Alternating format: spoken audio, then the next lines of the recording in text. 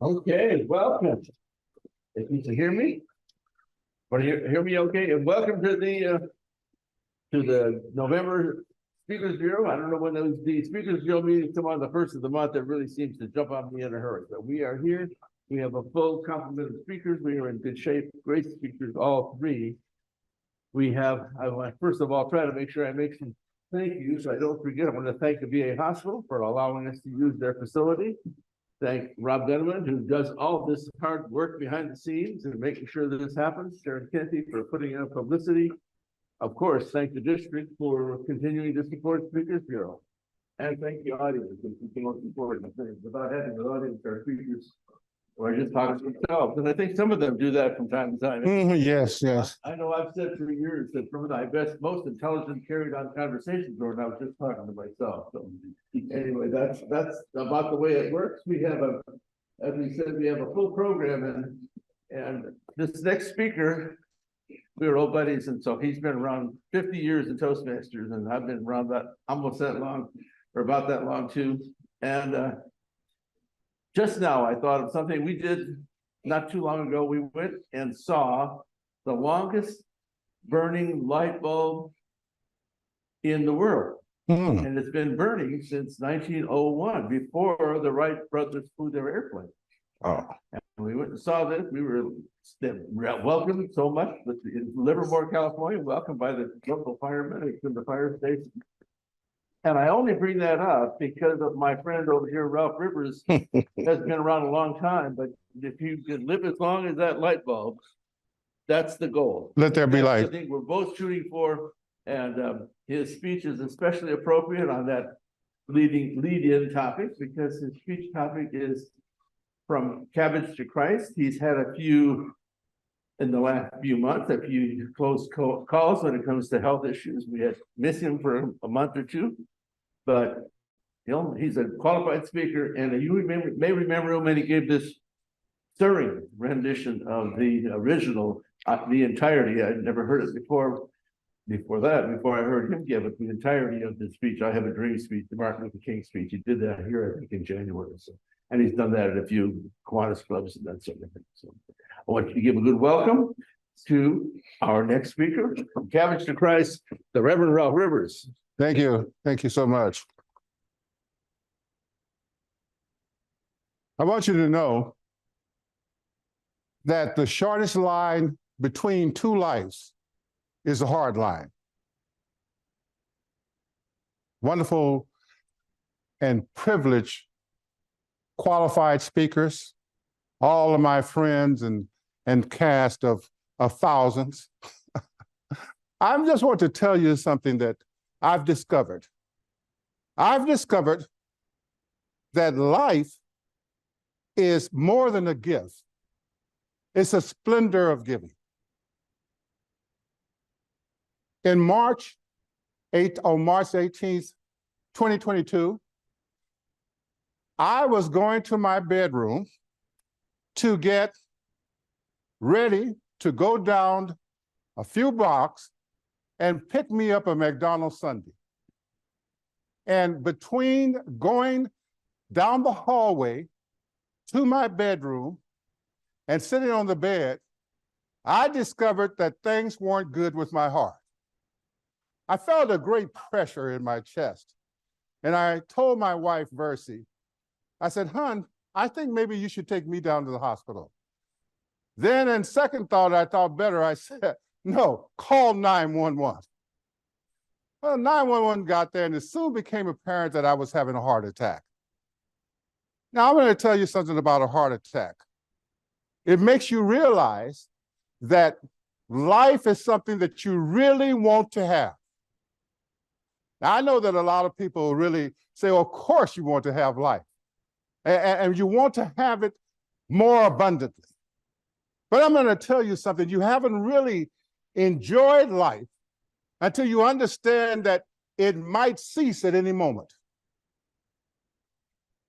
I remember waking up in the hospital, laying in the bed, and all of these monitors were flashing, and all these people were running around.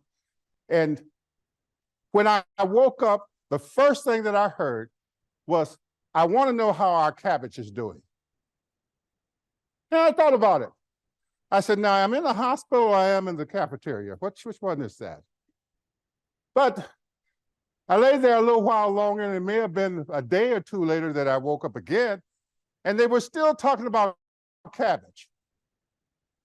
I found out that cabbage stands for coronary artery bypass graft. And that meant that they had to go inside my heart and take a myriad of surgical instruments and a team of doctors and repair that shattered vessel. You know what I understood at that moment as I came through that operation that was life-threatening? I discovered that there was a God. Now, I don't want you to make any misapprehensions about my profession, because I am a certified and ordained minister. And talking about God is something I do not only for a living, but for a pleasure. But it wasn't until that moment that I realized that Christ had got me through, that Christ was there as I lay there, and he gave me the assurance that I would be there again. I'm not going to preach at you today because many of us might have a different thing that we call God. But we all know without a shadow or beginning of a doubt that there is a God. I once had a friend that was in the armed forces with me, and he professed that he did not believe in God. And one day, we were out, and a friend about 10 paces in front of us stepped on a landmine, blew himself to kingdom come. And the first thing out of that atheist's mouth was, "Oh God!"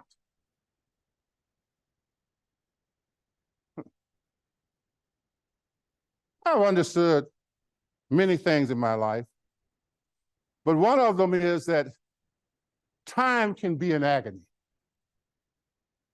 I remember convalescing in the hospital, and I could almost call the names of each surgeon and attendant and nurse that took care of me. They were a tremendous crew, dedicated to saving life, tireless in their efforts, and so reassuring that I really felt like I was in the hands of not only capable people, but people that cared. But at night, I couldn't sleep. And every minute became an hour. And every hour became a day. I sit and watch the secondhand sweep, and it looked like it was moving so slow that it was caught in molasses. And I started to think, will this night ever end?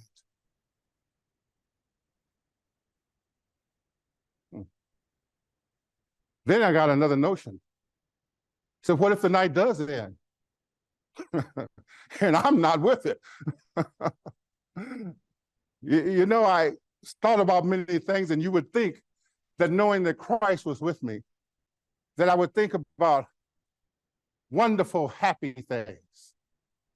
But when you're stretched out on that lifeline and it's becoming thin, you start to wonder, is it even worth living? And I thought of this little poem.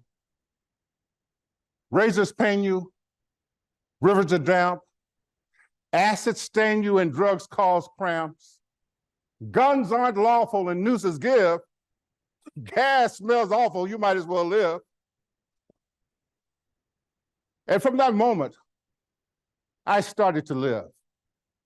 I started to realize the great opportunity that I had been given, an opportunity that was met with understanding that it was not given to everyone. There are little children that did not make the night through in that hospital. There were parents that came with hope to see them through, and they didn't make the dawn. So who am I to give up on life when Christ has assured me that he had something else for me to do? So I worked and I sweat and I started thinking that I'm going to do something with this opportunity that he had given me. I remember a poem called Invictus that says, out of the night that covers me, black as the pit from pole to pole, I thank whatever gods may be for my unconquerable soul. I started to realize that it was the soul of life and God's power to enliven that soul that had brought me that far and was going to take me farther. Oh, I got out of the took a renewed interest in exercise. And boy, did I exercise. I made sure that 30 hours a day, 5 days a week, 150 hours in the week that I was exercising. And man, I felt good until March the 19th, 2023. And I was exercising, I felt something tear in my left arm. And I thought, that can't be good. And I asked once again to be taken to the hospital to find out that I had torn my coronary artery. I had torn that artery that connects the heart to life. It was remarkable that they could even repair it. So, I want to let you guys know something. Life is worth living. Since then, I've had a renewed and a vigorous interest in what the secret and the components of life are all about. And I found out that, first of all, I was energized by the friends that I didn't know loved me. You heard Tom mention that we've had many years together. Tom and I once ran for the Riverside Community College Board of Trustees. And I actually beat him, but I didn't beat Mark Tucano. And when we started to gather our thoughts together, it wasn't so long before I found out that Tom was one of my greatest friends. Tom and Randy Powell and so many others. The problem about naming names is you're going to forget someone if you keep on. So I don't want to forget anybody. I will say that everyone that I knew in Toastmasters either called me up, tried to pay a visit, or send me a card. And that connection to friends made me realize how important it was that I stay here. Because apparently if I left, I'd be missed. Now I want to tell you something else before I go too far. They say that every man has another half. And my other half is named Versie. I'm going to spell it out for you because I want you to remember her name. Versie. We've been married now 56 years. And I tell you, that lady is more than a saint. She is our affirmation of womanhood. She is the joy in my life. Her love has kept me warm when I got cold. She's fed me when I couldn't lift my hand. I could tell you a lot of other things she did, but I don't want to embarrass myself. All I can tell you is that without her, I would be half of who I am now. So, driving through life, there's a great engine that pulls us ahead. And that engine is called hope. Hope is what makes me get up every morning. Hope is what gives the splendor to the morning sun. Hope is what makes me look beyond the break in the intelligence of man and to see the great purpose that God wants us to fulfill. Hope is what I hear when I hear a baby cry, because that child could be the catalyst or the cure for saving us through making a new diagnosis that eradicates cancer. That child could be the one that is able to grasp someone's hand and lead them to tomorrow. So my hope is not based upon my next second's life. My hope is based upon that child's life. That child that I know will reach ahead beyond my diminishing years and be able to bring a new burst of freedom to a life that needs a lot of flowers. And I look out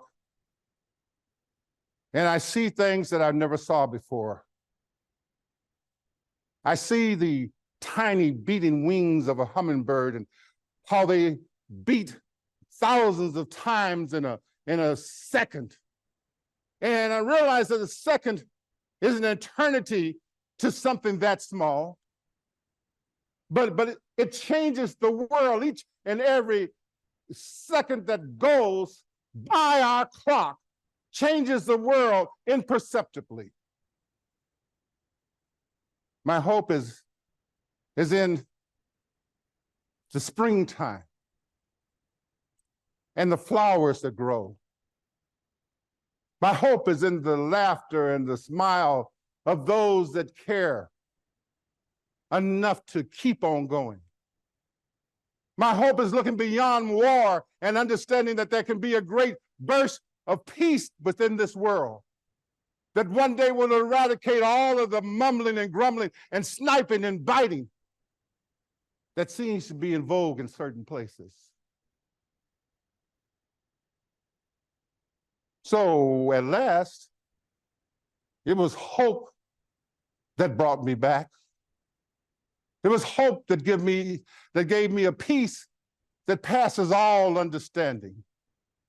A peace that makes me understand that no matter what happens, no matter how much turmoil grips our country or our world, that there is a God. And I want you all to know that's how I went from cabbage to Christ. Mr. Toastmaster. That's good enough. Right. Thank you, Ralph. Don't have anybody sitting together and have my microphone out here. Oh, yeah. Okay, you know what? I was just keeping it. Microphone, you take over, right? Thank you. Somebody. All right. Yeah, I know. I just started.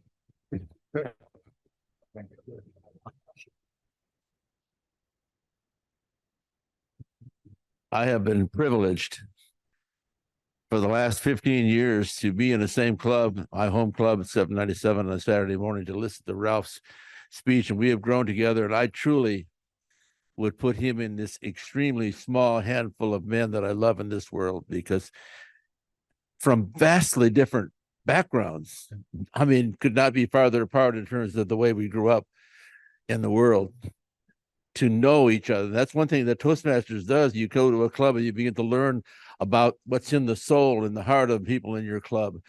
And I always said that it was my theme when I was district governor 12 years ago, whatever it was welcome to our Toastmaster family. And that is what Toastmasters can do, is bring people together of vastly different thoughts and ideas and political perspectives and everything else, and still have a caring for each other. So thank you so much for that presentation. And You're going to keep hope alive, right, with that. So wonderful job. Okay, we have more program than that. And before I get any further, I do want to ask Ralph, you're still planning on speaking in December, correct? I didn't hear anything. Yes, I am. That's a yes. Okay, so we have the person. We'll tell you more about December's program in a bit, but he's going to be going for his qualified speaker status in December. So you make sure you don't want to. We don't want anyone to miss that, especially our qualified speakers who are the ones who need to vote. Our second speaker had visited us last month, and she is from traveling, speaking, and she had to stay up in the middle of the night to do this speech because she's from. My wife will correct me if I'm wrong, or someone will. I think she's speaking from Montreal, and she was last year's number 3 in the World Championship of Public Speaking. And when we chatted about what she might talk about, she's probably going to give us the speech that got her to the big stage. But basically, her speech is to make your speech have impact. And my feeling with her was that this is the perfect time, since this spring, our district contest will be international, and it will be table topics, if I'm not mistaken.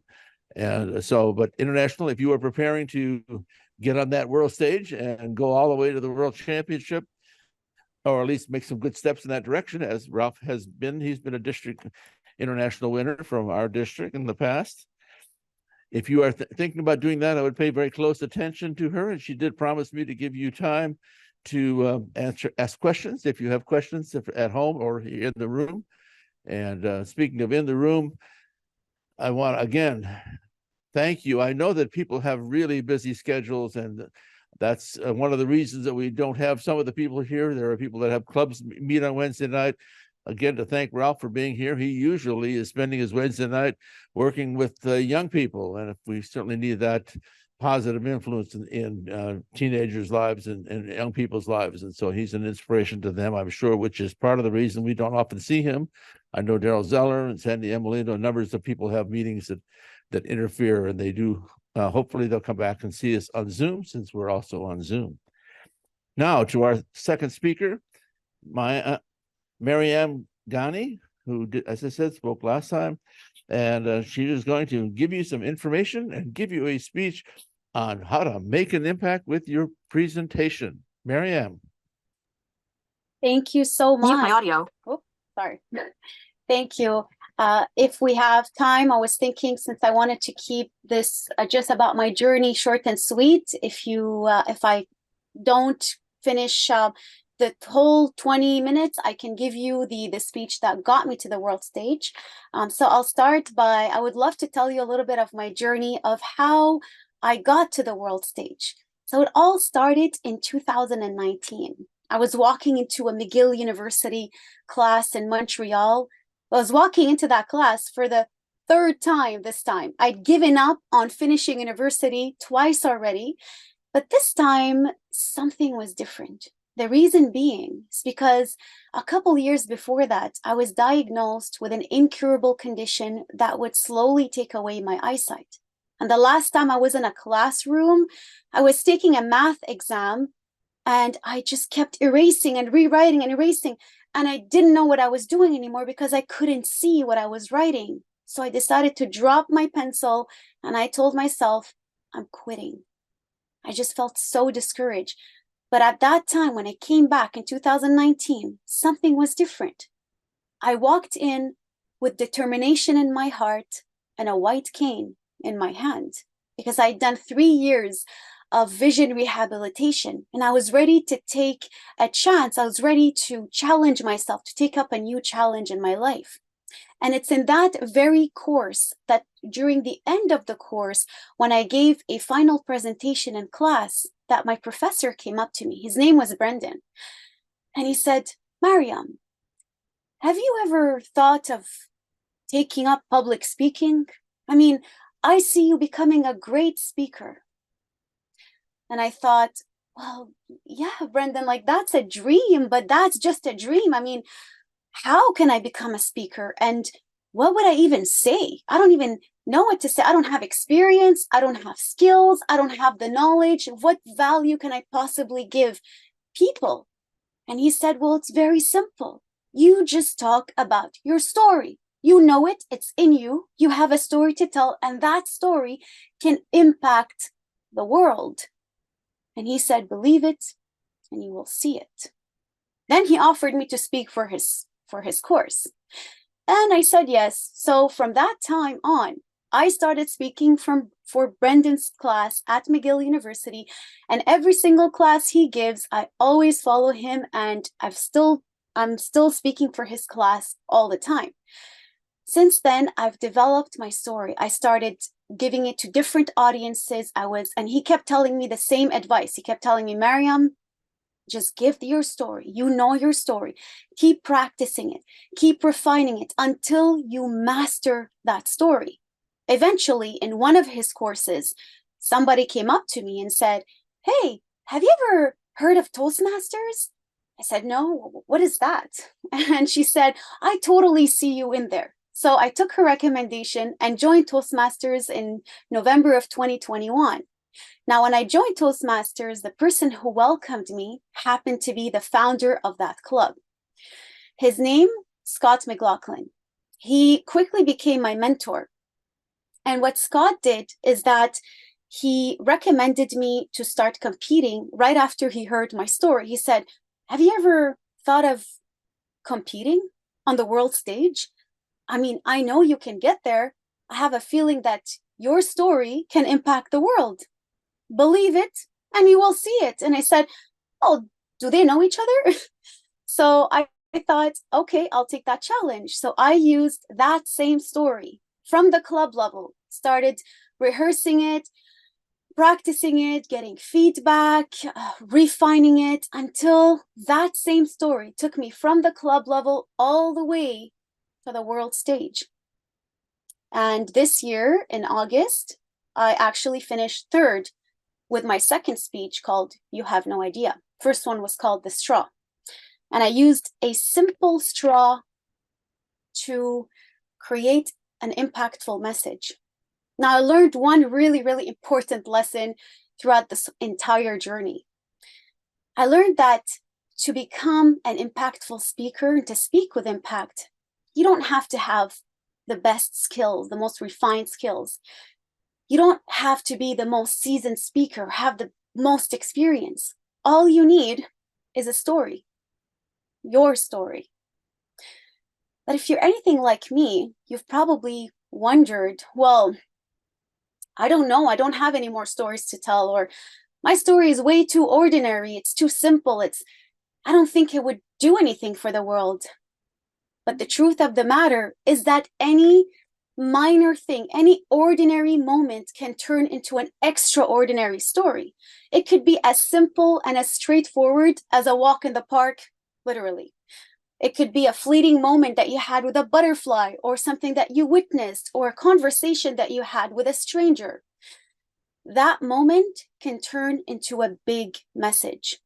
The most important is knowing how to communicate that story, knowing how to turn that story and to make it impactful. So I put together 3 key elements that really helped me. And they're not technical, but I believe, and from everything I've learned from all the coaches that I worked with, world-class coaches, I believe these are elements that are important. They're key elements in knowing how to create a meaningful story and how to deliver it with impact. Number 1 is authenticity. Now, I want to tell you a little anecdote.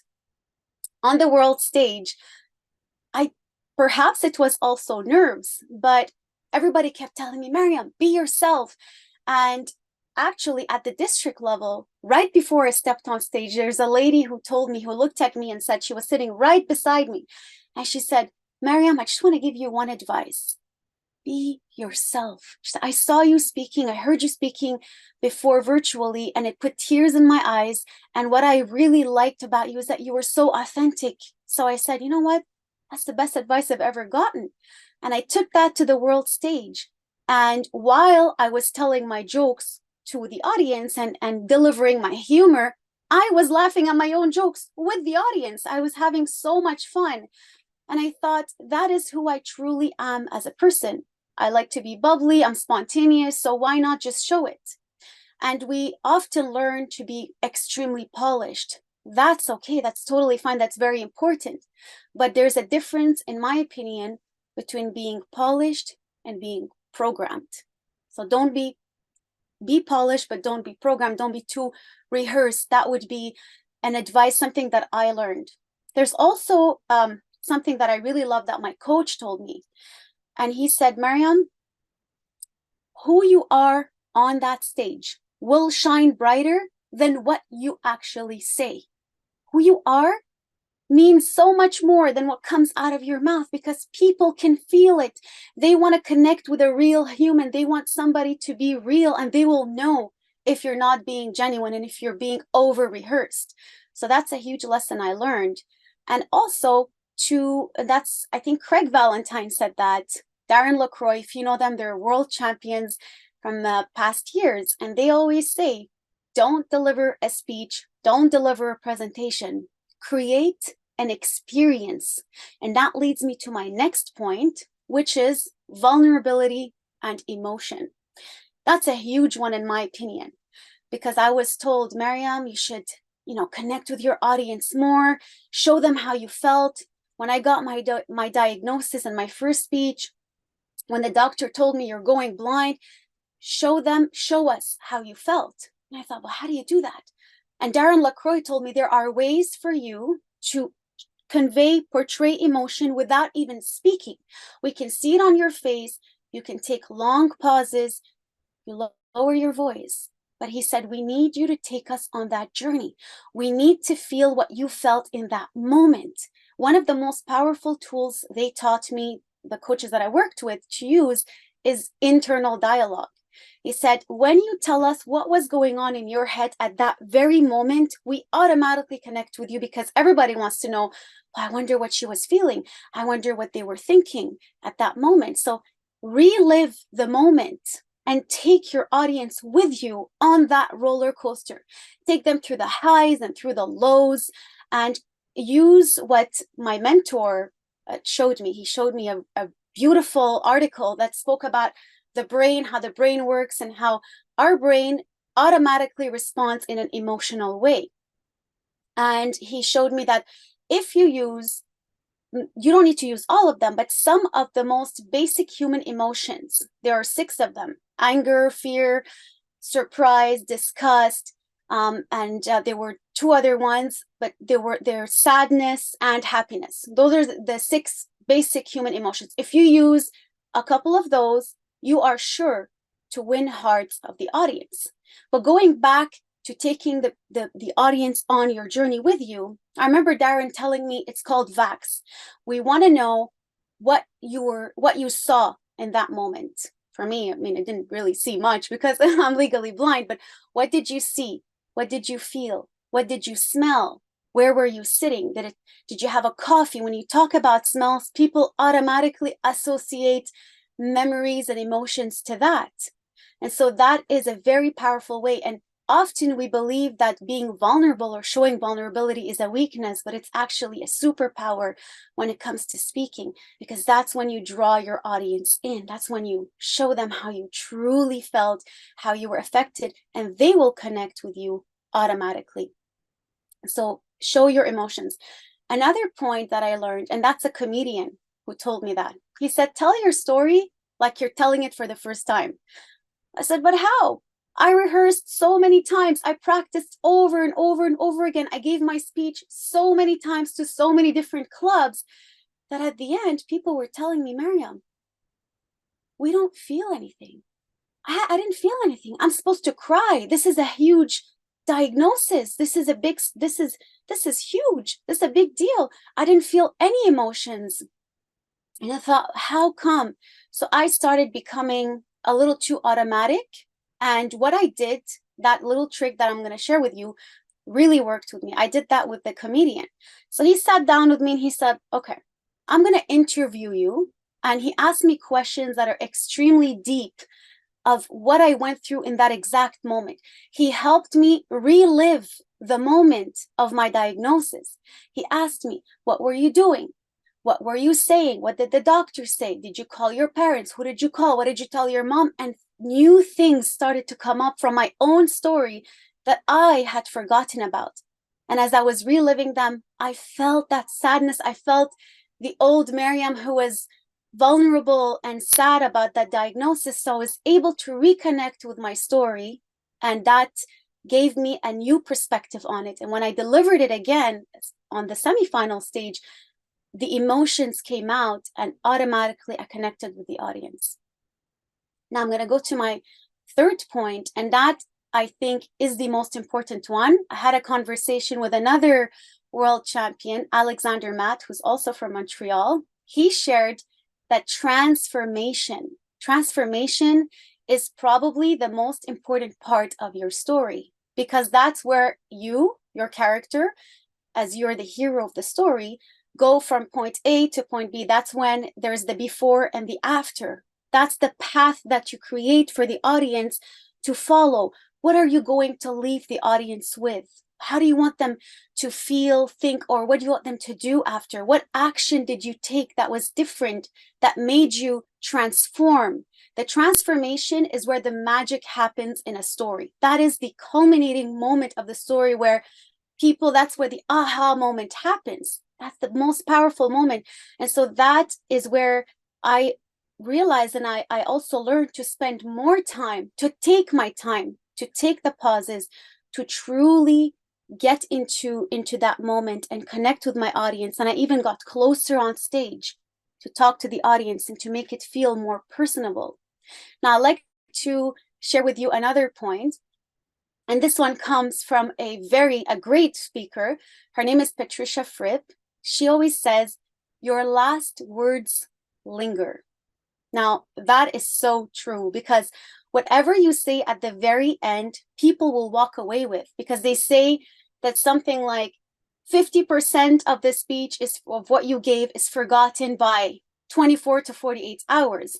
People only stay with how they felt, how you made them feel, and your last words. So I learned to make sure that my last words had impact, had power, and that's where the message is. So this is where that simple idea, the encounter with the butterfly, turns into a big message, just like I did with the straw. I mean, I was talking about a household item. It's just a straw, and it's about looking through a straw. And on my world speech, it was a basic sentence that my father would repeat to me, "You have no idea." That turned into a bigger message that is on an international level, that was addressed for the whole world. So the last words linger. Mark Brown shared something with me, and he said, Miriam, God forbid, if this was your last day, what would you want to share with the world? What do you want to leave the world with? What would be the last thing you'd ever share? Choose wisely.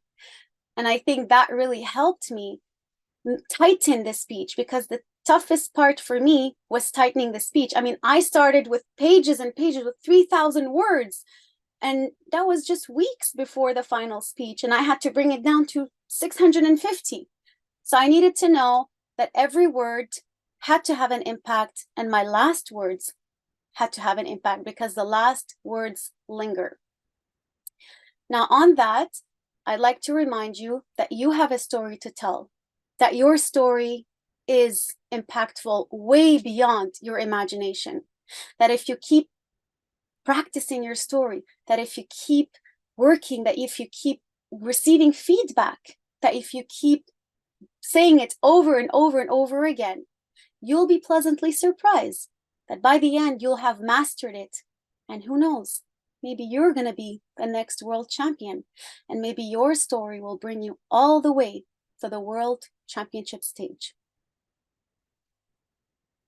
Thank you.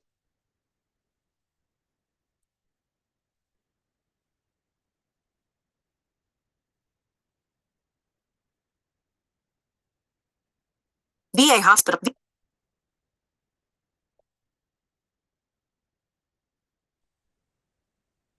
Mute my audio. And one of the things that she shared, she has time for questions. I think she'll answer some of those questions. So maybe we'll see if we have some questions from the audience on suggestions from her. don't see all the audience, but can Audio. we see all the members and see if there's some hands there?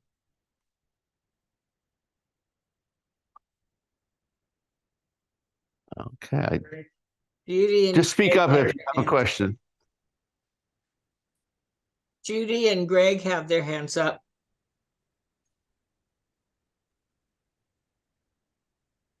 Judy and Greg have their hand up. Mute my audio.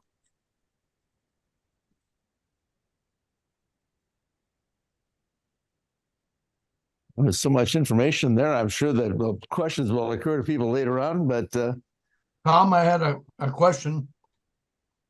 okay. Yeah, is that Greg? Yeah. Thank you. Yeah, go ahead. Go ahead. Marion, again, wonderful presentation of knowledge and experience you shared with us today. You brightened our lives by giving what you shared here, and I appreciate you. I know you went through volumes of pages for your speech. For our viewers that might consider competing, did you examine the judges' ballot at all and pull anything that you might share with us Yes. from the ballots? Thank you so much for that question. I wanted to mention it. Actually, I did, but I was getting conflicting advice. So that is an advice on itself, not to take too much conflicting advice from too many people. But some people said, don't look at the judge's ballot too much because then you're going to become too robotic and you're going to want to cater to it too much. Other people said, study it to the T and know exactly what they know you want. Now, if I had to do it again, I would study it a lot more.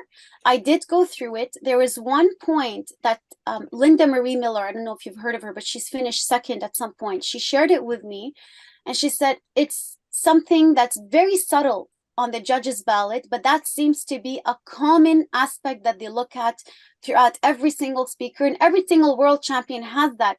It's what the speaker demonstrates that is not said into words. It's very vague, but it basically means what are you projecting as a speaker?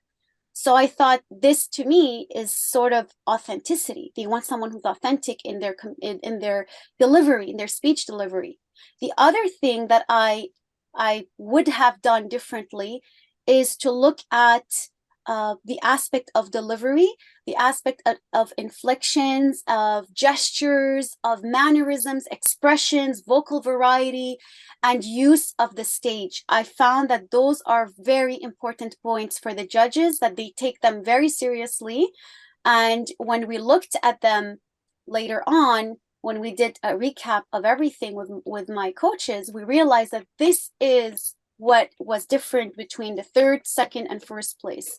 So really, at that level, it all goes down to not just content, but the gestures, the use of your voice, the movement on stage, to really exaggerate it, yet try to make it look natural. I don't know if that makes any sense. I agree with what you said, and just a thought for you. How powerful was the message and how you use those different things that you shared with us and to make that? I can tell you from judge number one that you were rated high on my ballot. Thank you. Thank you very much. And you're talking about the world speech? I was talking about the world champion of public speaking. Yeah.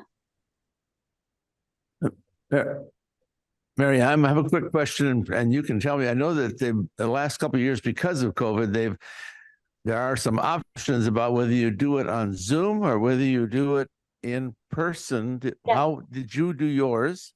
I did it And what are your feelings about options? Yeah, I did it absolutely. If I have a choice for every single presentation, I would any day do it in person, because to me, audience connection is number one. I love being with people, connecting with people, especially if I can't see them, and I can't feel their energy. That wouldn't work for me. So I really wanted to be there, but I know for sure that next year they already decided that they're only going to do it in person. It's not going to be virtual.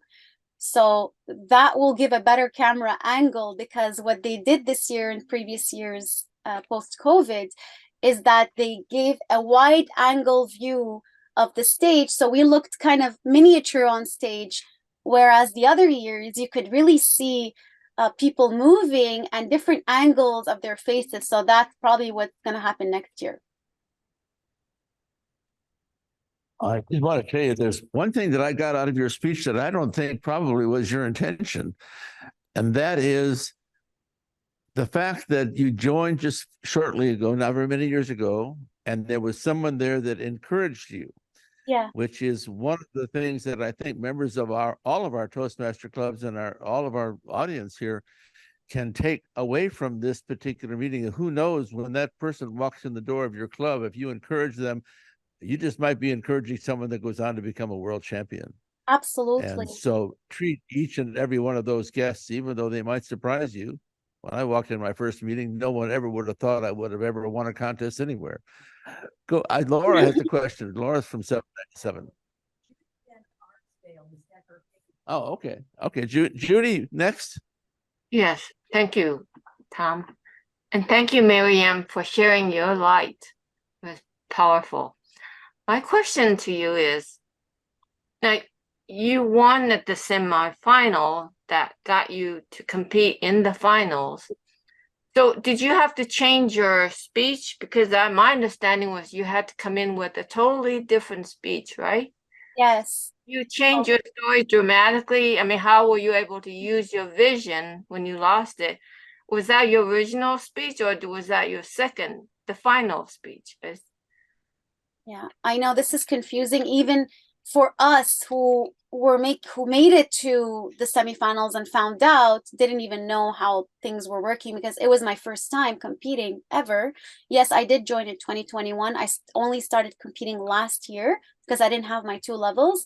But the first speech, which got me all the way through the district to the semifinals and past the semifinals, is called the straw. And I used this exact straw and distributed a couple of them afterwards. And after that, we needed to come up with a completely different speech. And the rule book said substantially different. So it doesn't give you a percentage or anything. It just says it has to be substantially different. And you need to fill out an outline of your first speech, which is the semifinals.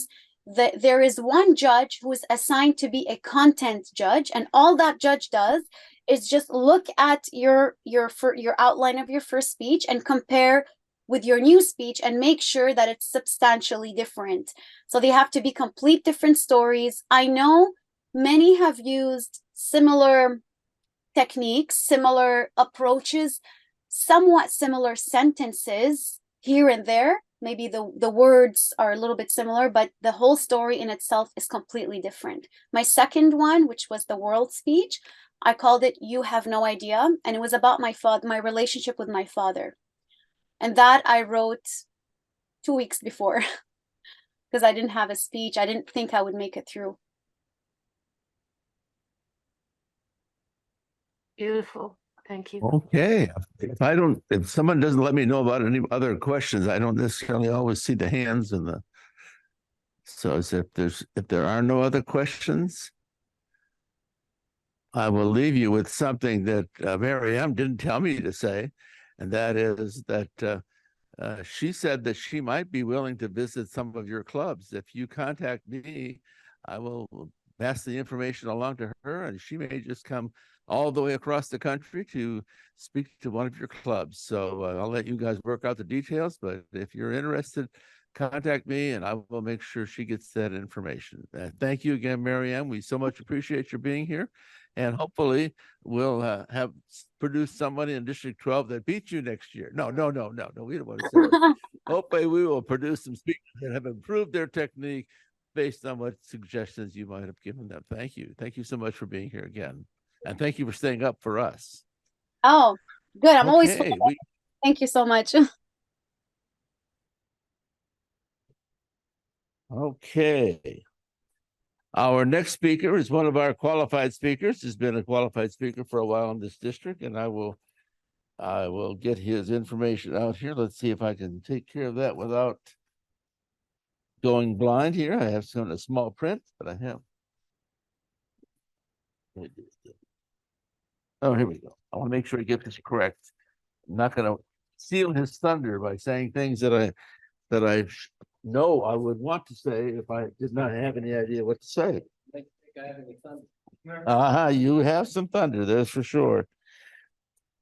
Michael Olson is devoted to inspiring people to grow and overcome addiction and the obstacles they believe they face in their lives. Addiction can shatter lives, leaving behind a trail of destruction and broken dreams. From the smoldering ruins and darkest corners of despair, a journey of redemption can arise, a path that leads to triumphant recovery and newfound success. Mr. Olson lays bare his own battle with addiction, a battle that nearly consumed him and wrecked his family and career. He shares his journey to recovery and success, offering blueprints for those seeking to break free of the chains of addiction. You will hear the remarkable transformation that is possible when one dares to confront their demons. Find inspiration and learn to forge an unwavering belief that you too can create a brighter, stronger future, rich in success and meaningful relationships. He's a member of Toastmasters for the last 8 years and been a qualified speaker for a good portion of that time. Our next speaker, Michael Olson.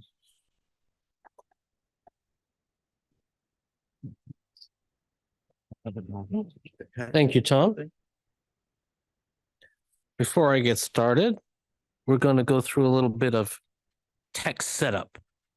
In fact, I would like to have all of you give Connie Jameson a round of applause. She's going to serve as my PowerPoint presentation remote control.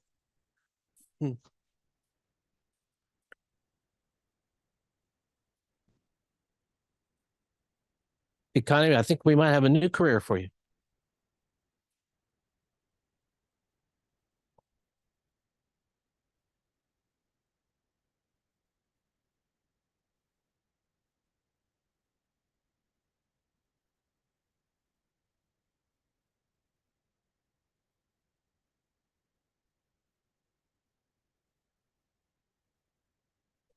Let me also say, I want to thank you for giving me the invite to come here. I am really enjoying the weather. It is much nicer here than it is in Denver, Colorado. In fact, I had to change all of my travel plans. I had planned to drive down here, but last weekend we got a foot of snow. And that's in the low-lying areas. I can't imagine what it was up in the mountains. So I changed all my plans and I flew down here today. I see that we still have Rob working on here. Oh, there we go.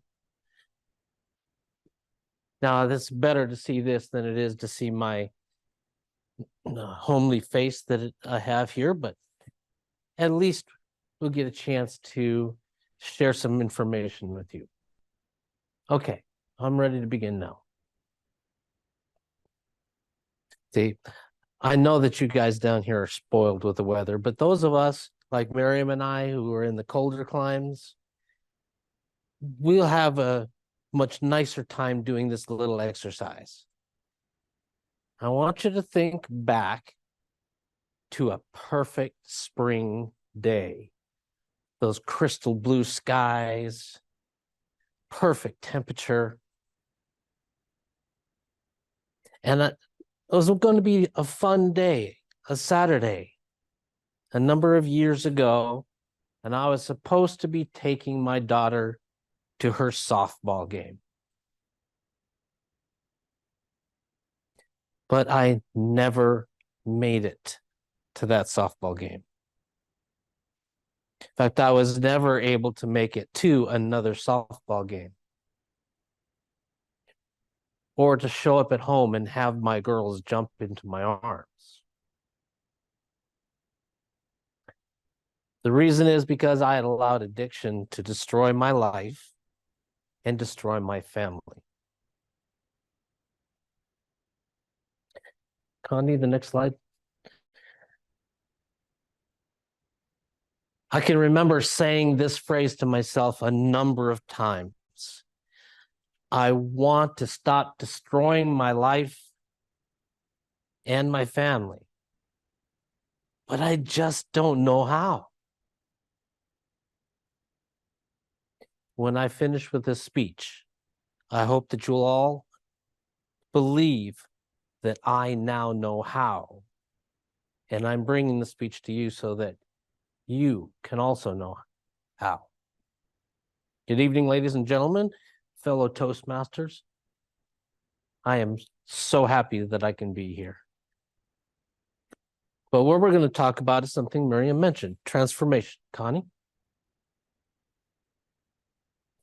Transformation is one of those words that we really feel good about, because we automatically assume that the ugly caterpillar is going to burst forth from the cocoon and become a beautiful butterfly.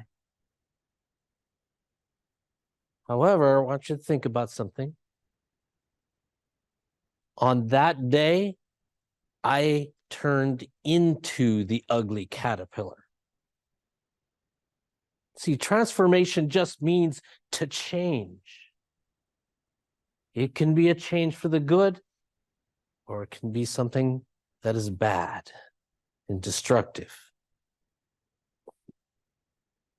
What we need is a way to make that transformation happen one way and not the other.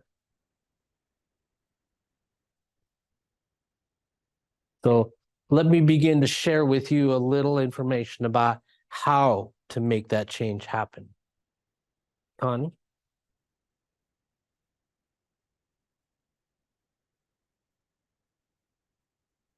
Did you back up just a little bit?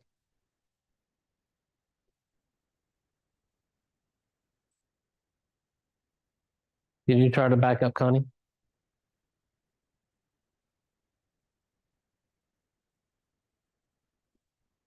One more.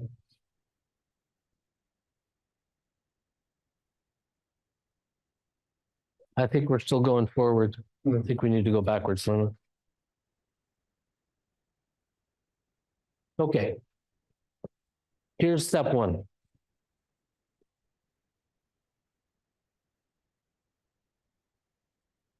Here's an important word for you. Acceptance. This is where I had to start. But I want you to understand, I tried 12-step programs. I tried therapy. Both of them failed.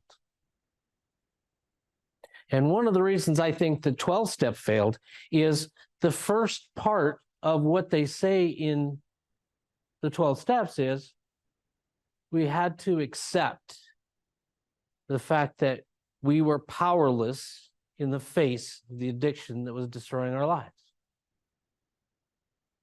That's wrong. That's just not how it should be. I think that we have somebody here that would agree with me. We were made in the image of God.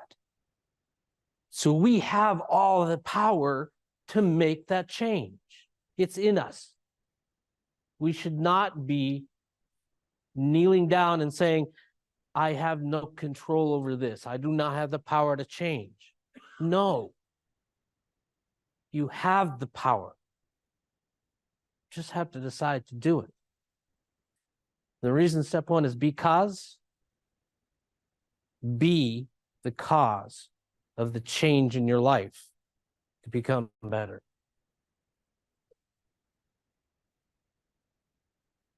There's a concept in neurolinguistic programming where it's talking about cause. We are the cause of everything that has turned out in our life. Now, we may not have instigated it. However, how you respond to what has happened in your life will dictate the results that you get. Two people experience the same trauma. One turns and goes and becomes a success. The other wallows in pity, in self-doubt, and self-destruction. Why?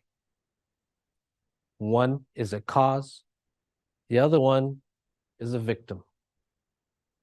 Be a cause, not a victim.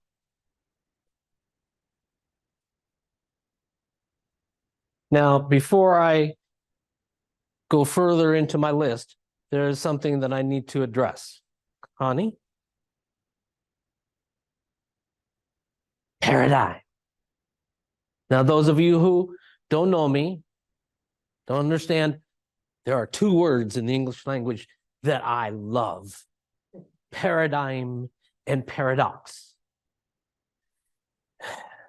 Unfortunately, I didn't get to put paradox in here, but at least I could put paradigm. The reason we need to talk about this is there is a particular paradigm surrounding addiction that I must try to end. And here's what it is. Addiction is not about the substance. It's not about drugs. It's not about alcohol.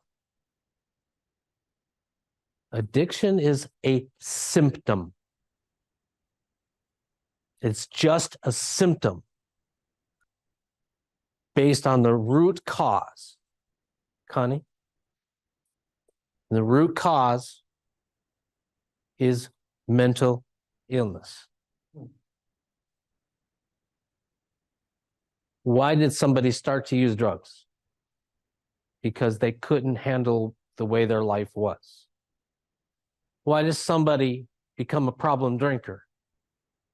Because they can't handle the pain that they're suffering in their lives. There are many other kinds of addictions: gambling addiction, sex addiction, social media addiction. There are no substances in those, and yet those are addictions too. Why? Because people are in pain and they don't know how to deal with it. Remember that statement? I don't know how to change it. They don't know how to change this either. So this is something that the program I was designing to help people overcome their addictions is to deal with this.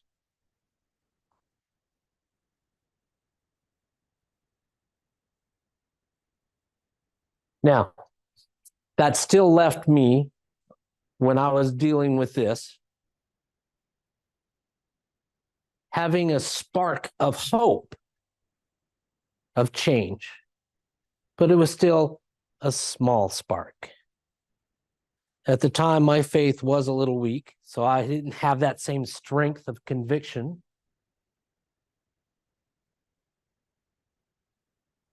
But the next step that I'm going to show you comes in the form of a slap upside the head by a strange friend called inspiration. Connie?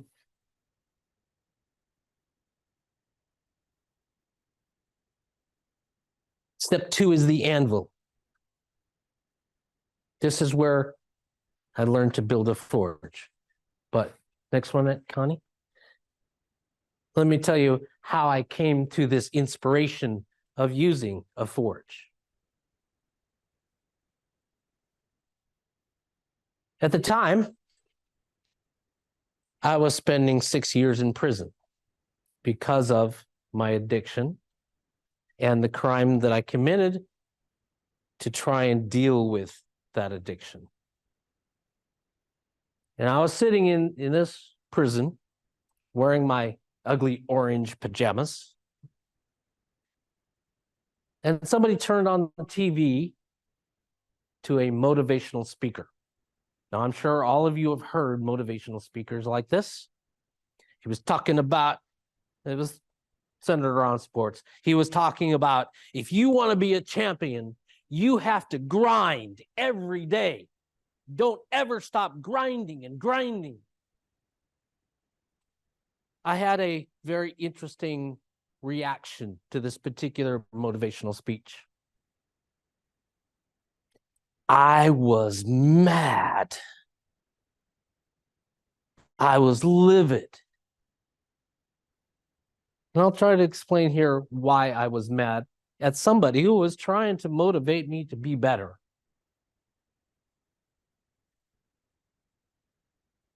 See, I was sitting in prison. I had just destroyed my life.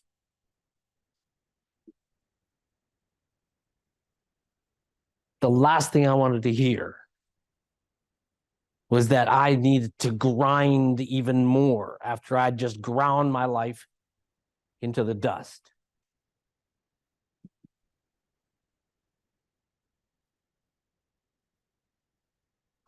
Honey, go to the next slide, please. First, let's understand what grinding is. Grinding is a destructive process. It's ripping away shards of material from a source using intense friction. I'm going to suggest maybe you go home after this meeting and you go into your garage and you grab yourself a sheet of coarse sandpaper and rub it up and down your arm. Maybe not. Or maybe try rubbing it on your cheek. Okay, maybe you don't want to do that.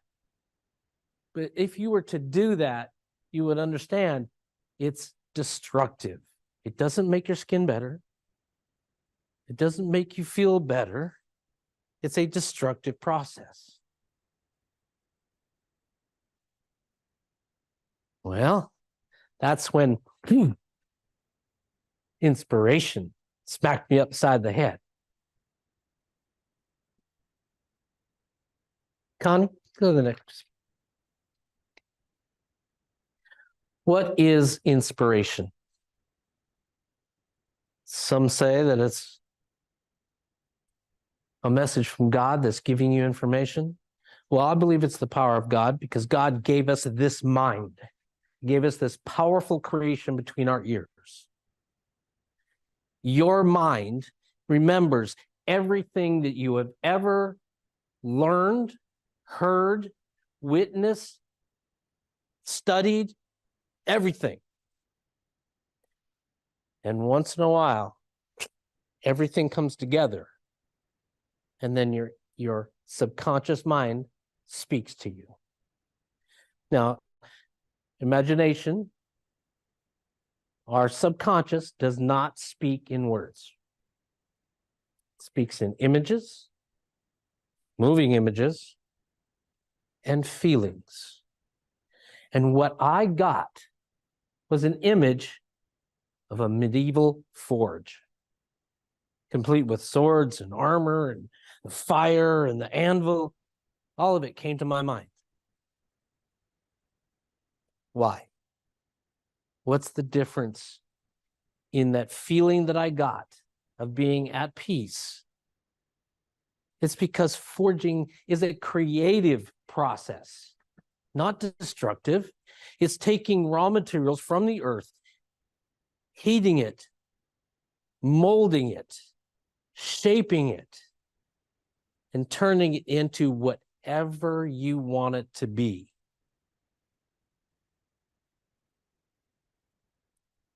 We who have suffered an addiction, who have suffered great loss, need a creative process, not a destructive one.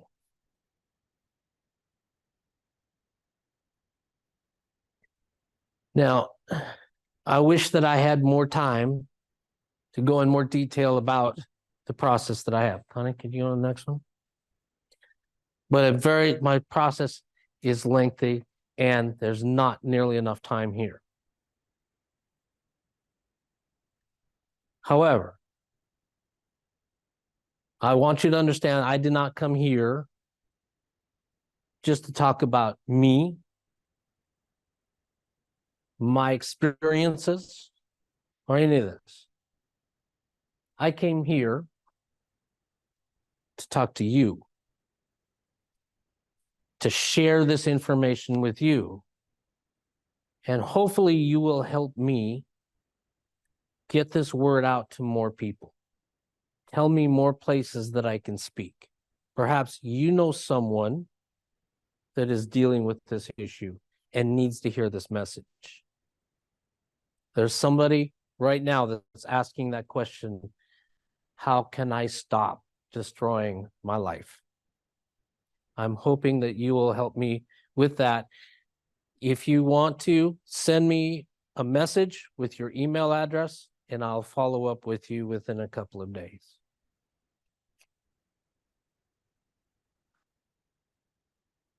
Let me wrap this up.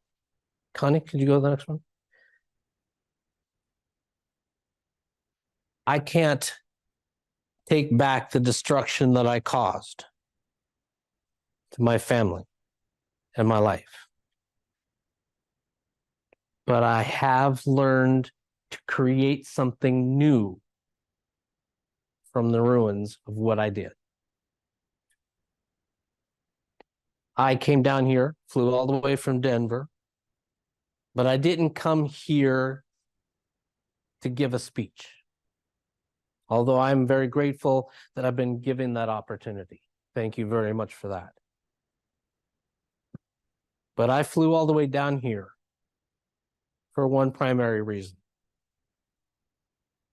So that I could spend a day with my daughter and help her celebrate her 25th birthday.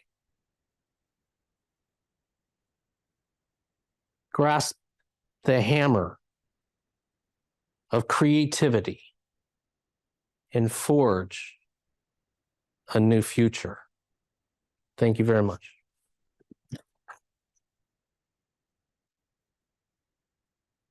Thank you. Thank you. Let me have my speaking utensil here. And thank you for being here. I appreciate, by the way, he did come here all the way from Colorado, and he will be speaking at Kiwanis Club tomorrow, and he'll be speaking at Saturday Morning Toastmasters on Saturday. And so we appreciate him coming and sharing. And we think he's going to end up joining the debate club. So we'll have him back in the harnesses of Toastmasters. The part that I said I didn't want to steal his thunder, and he alluded to it a little bit, but didn't really let it all out. And that was, I first heard about Michael. I got a call from someone who said that we have somebody who has been in jail, in prison for 7 years out of Chuckwalla, I guess, is one of the two out there. I can't remember the name, which one it was, but out by Blythe. And he wanted to join a Toastmaster club. And is there a club that would welcome him?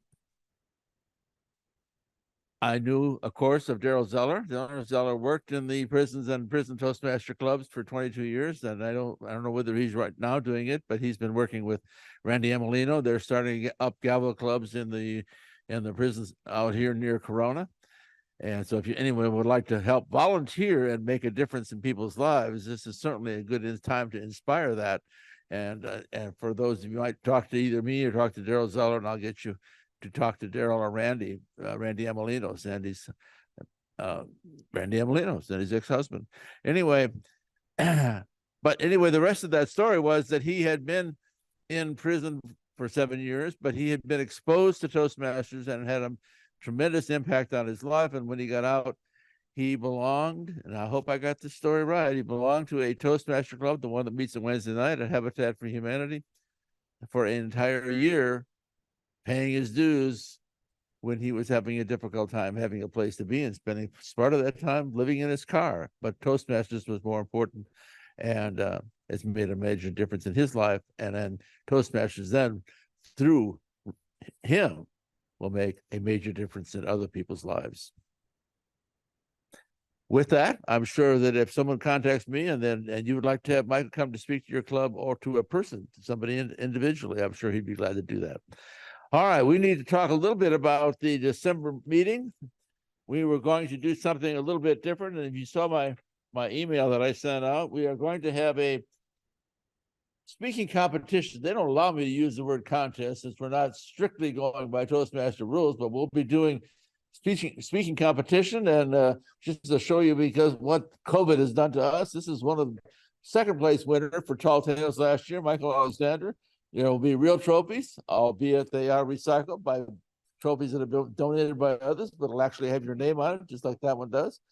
And you'll have in that competition, we will have Tall Tales. By the way, the rules for Tall Tales, and people don't hear those a lot. Please give me a call if you need some advice on what to do about it. But you can check with TI for the rules.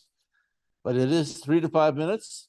And usually they try to have a surprise and a twist ending. It might be start out with a believable story at the beginning, and it gets a little more crazy and a little more exaggerated, and comes to a twist at the end. And so you try to sit there sometimes trying to figure out what that twist will be at the end. Of course, you all know there is a lot of humor now in international competition, but this is strictly a humorous contest or competition, and we will be having that in December, along with Ralph Dieters seeking his qualified speaker status. We'll be doing that, so we have a full program again in December. January, we're strongly considering doing a whole themed meeting. We've had some themed meetings in the past, Mother's Day and Father's Day and World Cultural Awareness Day, some big meetings where we had a lot of speakers. We expect to have a program probably dedicated to Toastmasters who've written books to come in and talk a little bit about their books. And so our priority, everyone, please get to me if you're interested in being a part of that program, is not restricted only to qualified speakers, but the order of our choosing of who will participate in the program would be if you're a qualified speaker with a book that you've written, and that probably wouldn't be enough to cover the program. If you're a District 12 Toastmaster who's written a book, or a Toastmaster who's written a book who would like to come and talk about your book. So that'll be the priority. We'll try to make room for as many as possible.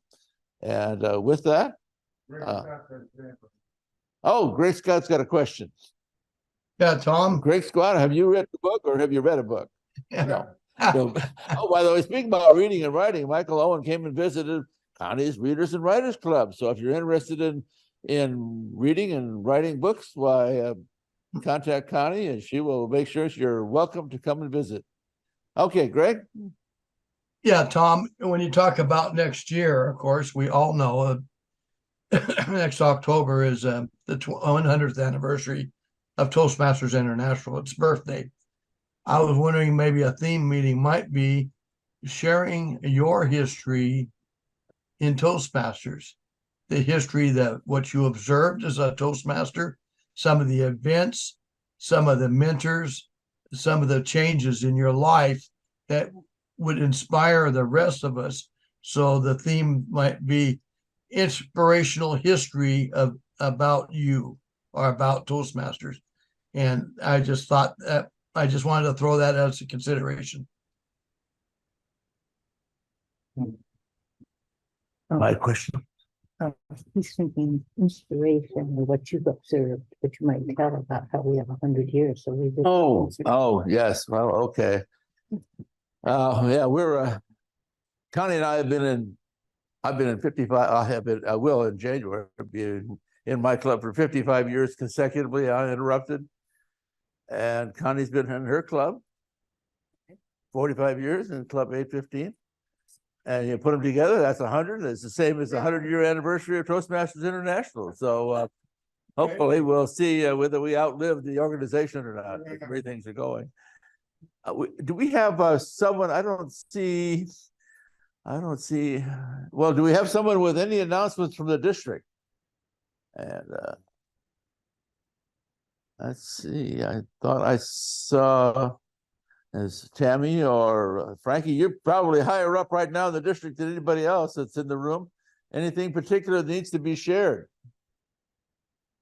We will have 2 more contest training opportunities. I don't have the dates and times yet, but that will be in the newsletter.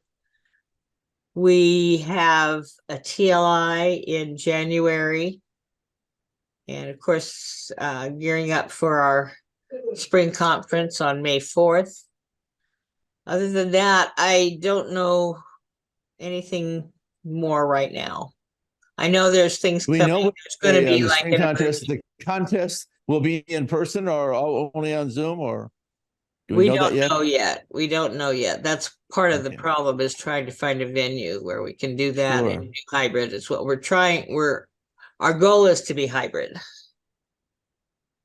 Mhm.